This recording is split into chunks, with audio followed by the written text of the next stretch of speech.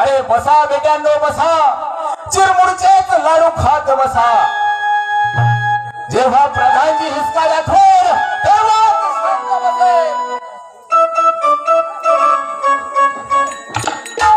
अरे त्या यमाला सुद्धा आमची भीती वाटते. कुणाची पापणी सुद्धा देखील वर करून बघण्याची हिंमत होत नाही आमच्याकडे. परंतु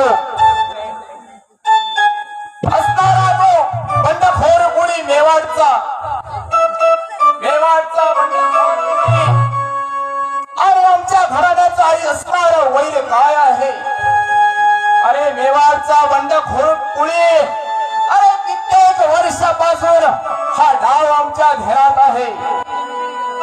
मेवाडचा बंडखोर कुळी जेव्हा तुझा सूड उगवेल तेव्हाच हा प्रधानजी शांत बसेल. या मेवाडच्या